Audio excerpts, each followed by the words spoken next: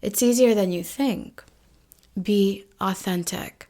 Authenticity has that air of seductive indifference, like Lou Andreas Salome, dressing like a man and daring to think in a time when a woman having a thought was considered immoral. She didn't do this to attract Nietzsche or Freud specifically, but her authenticity and her indifference to the opinions of them or others, plus her devotion to herself, attracted them.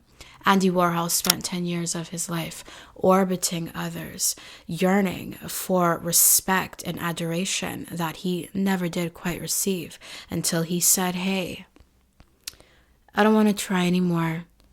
I'm tired. I am my own star.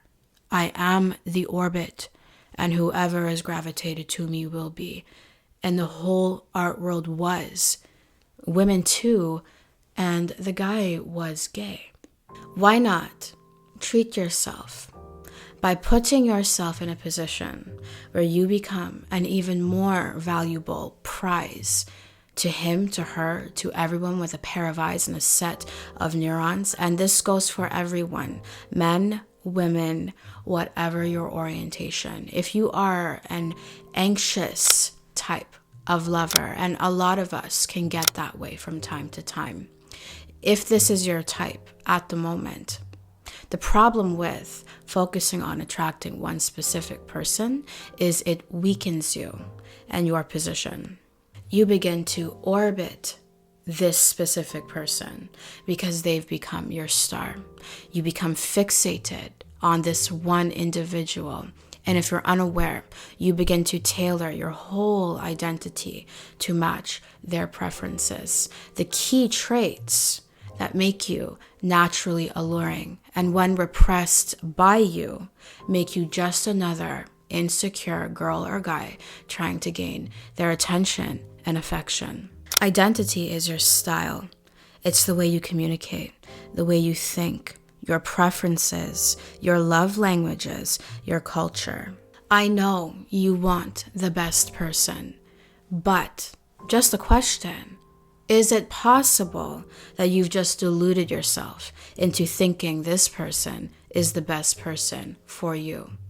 If you find yourself losing yourself to accommodate this person's preferences, then how probable is it that this specific person at this specific time is the best person for you when everything you are is being thrown away? Self-improvement and the spiritual laws of the universe, when practiced and understood correctly, is a wonderful tool for those of us who obsess over others easily. And I don't know about you, but I know for myself, if I'm caught at the wrong time, when I am not filling my own cup, I can honestly begin to obsess over others in hopes that they will fill my cups for me. Filling your cup can be as gentle as engaging in regular visualizations, journaling, and self-care, all the way up to getting therapy, working on your health, learning new skills that you've always wanted to, which brings me to the sponsor of this video, Skillshare. Are you not sure where to start this new year? Well, why not invest in yourself and in your deepest desires by starting a learning journey on Skillshare.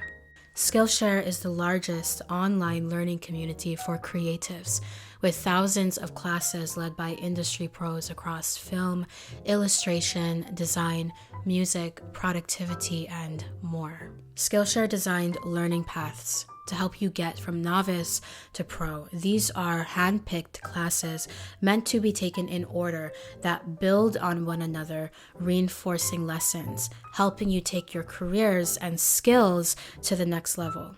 This year, I've decided to try my hand at mastering music production and animation, two skills I've always wanted to be excellent at. There are sounds I would like to hear and animated shorts I would like to see, and the most logical way to accomplish that would be to learn how to make them myself. The first 500 people to use my link will receive a 1-month free trial to Skillshare. The link will be in the description box down below and pinned in the comment section. I truly hope to see you there. Thank you for listening. And now let's get back to the video. Now imagine you are focusing on attracting one specific man. It's just a crush. You don't really know him much. But you just learned that he has a distaste for women who love receiving gifts. Maybe because he's broke. I don't know. But your love language is giving and receiving gifts. Now you're left with a dilemma. Either you recognize at this point in time, he is just not the one for you. You try to manifest him into being the one for you, which takes a lot of mental energy. Okay? Energy you could be focusing somewhere else. Or you alter a piece of yourself to accommodate his preferences. Because you've already invested so much mental and emotional energy in attracting this specific person as opposed to the best person for you, now you are more inclined to spend more energy, more precious, creative, self-energy on attracting this one specific person, or altering yet again another piece of yourself to accommodate his preferences. In a sense, choosing him over you, like a planet to a star, altering your natural orbit to stay within his, because he's your warmth and he's your light. But you'll never get quite close enough because he's locked you into your place. Eventually, he will consume you. He'll absorb your attention and the very traits that make you an individual independent of him. When he moves further away, you'll move closer towards him, because without him, you have no light, no warmth, no life. But even in your state of loneliness, you have so many options. You're not even in a relationship with this person yet. So why are you already compromising? And while you're over here making all of these compromises, what have they compromised yet for you? And how does that make you feel?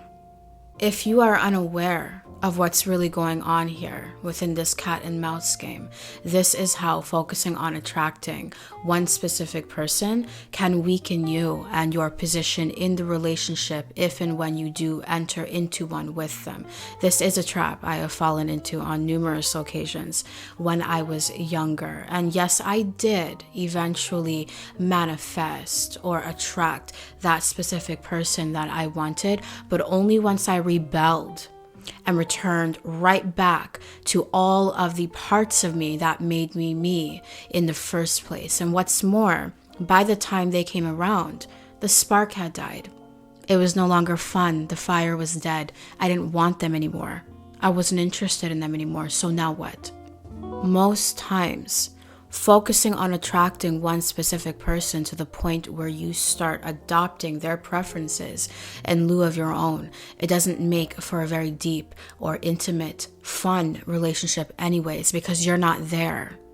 Where are you? You're just a caricature of what they desire. Even if you do manage to enter into a relationship with him, you've already trained him to expect you to be the one who will make it work, as if he's the pretty princess. And again, this goes for all peoples.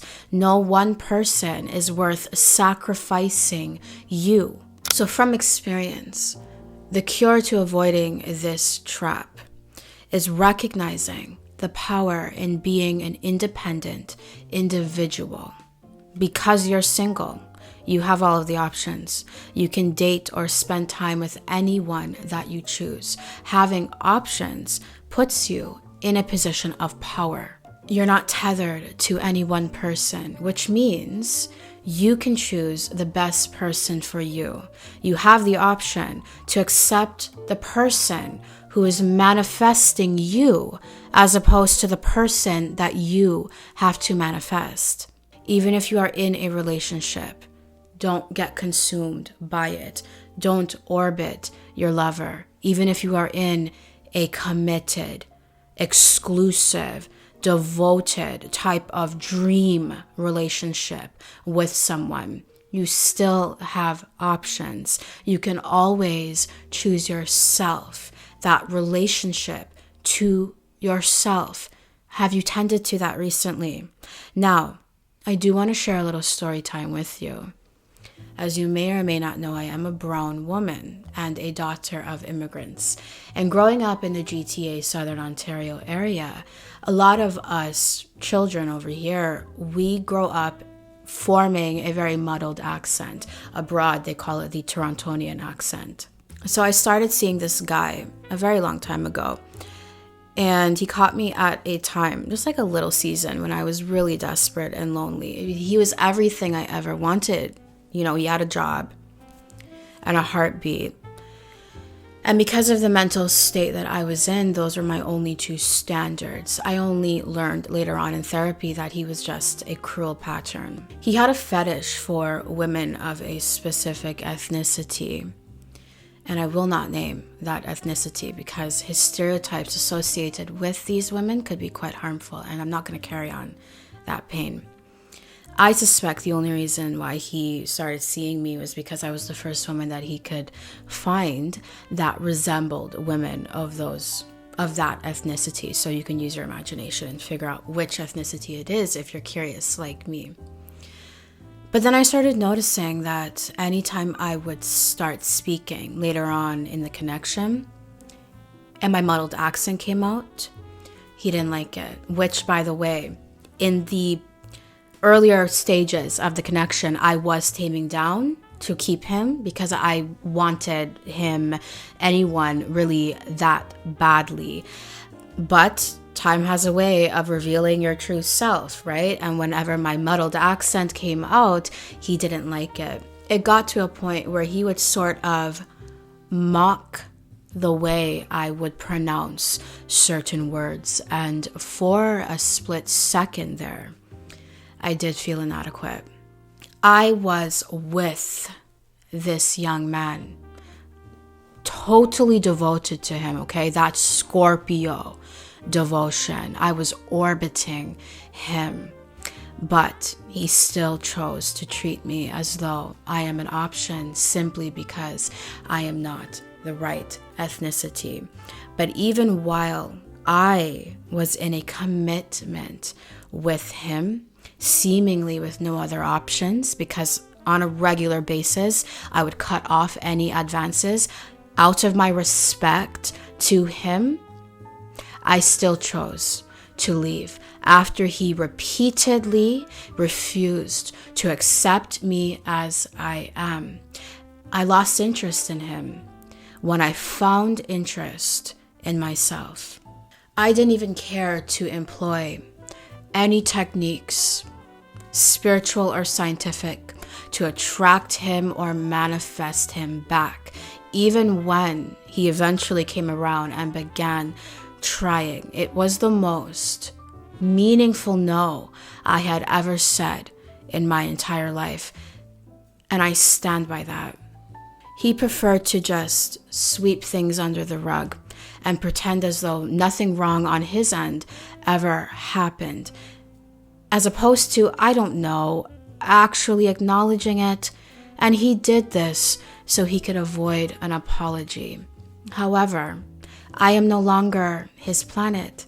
I am my own star, and that is not how this star operates. And I refused to agree to his version of conflict resolution if it meant denying my own. He has his options, I'm sure.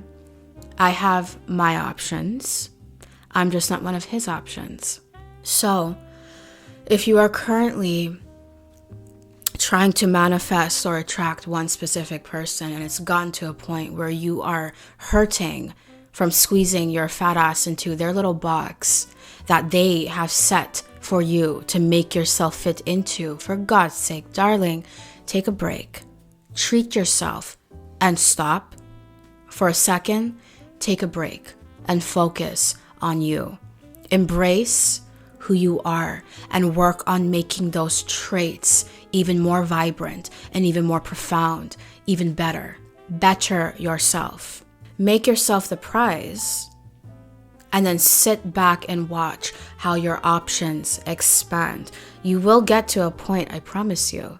You'll get to a point where this little flip-floppy person right now that you're dying over won't even appease you anymore, because you've become the best. So now it's only reasonable for you, the best, to attract and accept only the best. And if you need a deeper guide on where to start, by going home within yourself and making yourself that valued prize, if that's what you want to call it, then I recommend this video next. And with that being said, thank you for watching this video. I truly do hope you enjoyed it. If you did, I trust you'll give this video a thumbs up and subscribe to this channel for more content just like this one. So how did you like today's video, and what video would you like to see next? You let me know in the comment section down below. I cannot wait to see you in the next video. Toodles.